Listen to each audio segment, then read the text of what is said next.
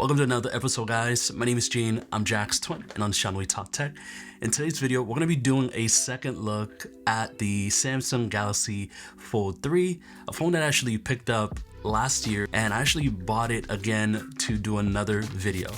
But before I begin, if you guys are new to my channel, please consider subscribing to stay up to date when I drop new videos every single week. Just wanted to talk about why I returned it, why you should buy it, was this a gimmick, and some of the compromises that are going to be around for this phone. All right, so let's kick right into it. I actually picked up this phone because I felt nostalgic. I just wanted to test out another phone, and I picked it up, but I actually picked up this particular Z Fold in the silver color. I'm just gonna put the name of the silver color down there. It's kind of a silver grayish metallic color to it. I actually picked it up for a little under $1,000, which was great. And I actually picked it up with a case, which I'm going to also put on the screen, but I'm also going to put that information down in the link below if you guys want to check out the case that I'm using on this phone. Like everybody else, when the Z Fold came out, I felt it in my pockets. So I actually spent almost $2,000 on the phone just to review it. At the time, I was reviewing other phones and did not really give this a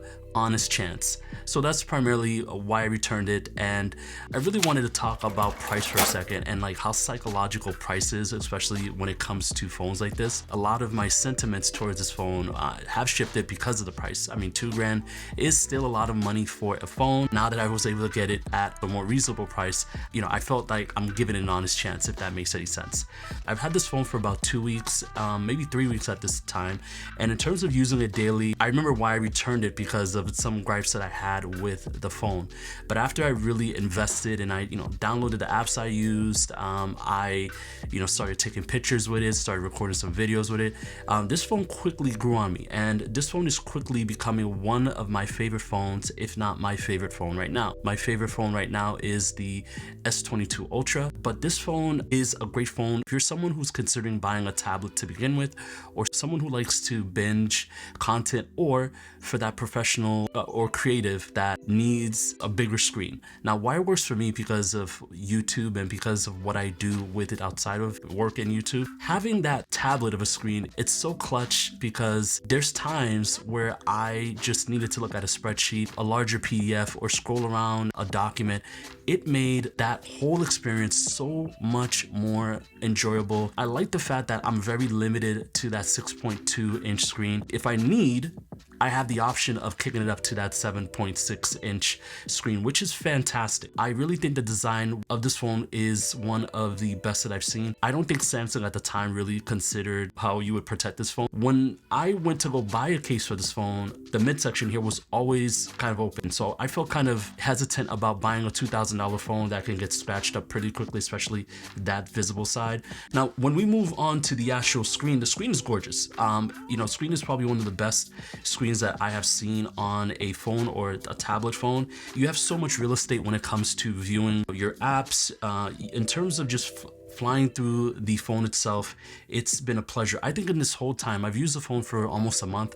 I've had it froze on me one time, which was, it's nothing. I think I was just trying to flip it too fast and it just froze for a second, and that's really it. Battery life has been fantastic in this phone. Your mileage is going to vary, but I was very impressed, especially with a phone this large that's powering all of this information. Something I didn't mention in the last video is exactly how thin this phone is. This phone is remarkably thin, and it's something that I've come to appreciate with this phone as well too. I like the fact that I do get the bar feeling when it comes to this phone. Obviously love the fact that this came with Type-C.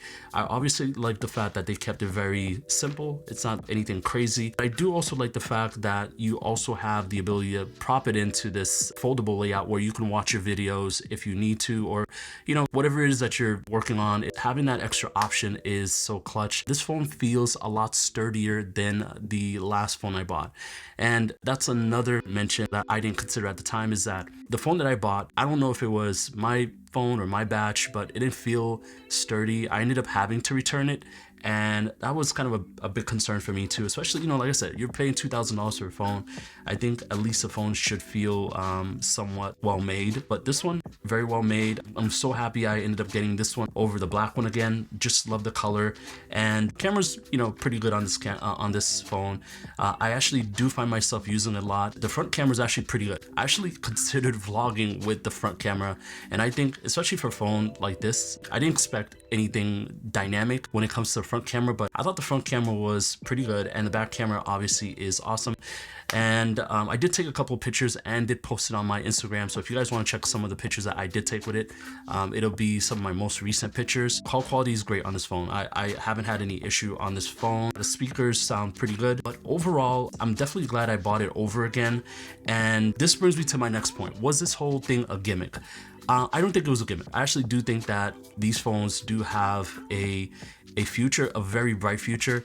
I do see a lot of people holding on to the Z Fold 3 over the Z Fold 4. There's not too many upgrades in the Z Fold 4 from what I see besides camera and something else that's slipping my mind right now. But I do think that this is a very good time to buy the Z Fold right now. You can get it, especially on Amazon, I think around $600 or $700, which is pretty good. But aside from those small compromises, I am so happy that I got to take this phone out for another spin. I am probably going to be keeping this phone, and I'm so excited that I got the chance to test this out again.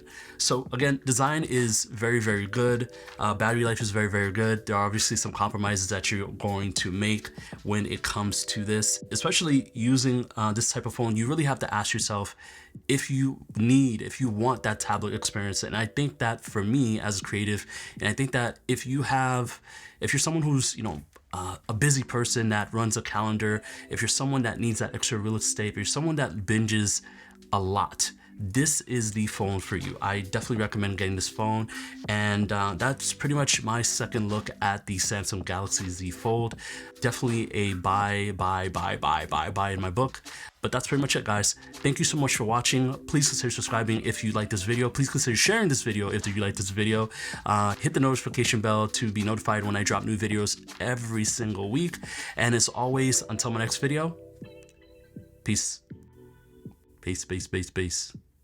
All right, time to get to the gym. Bye.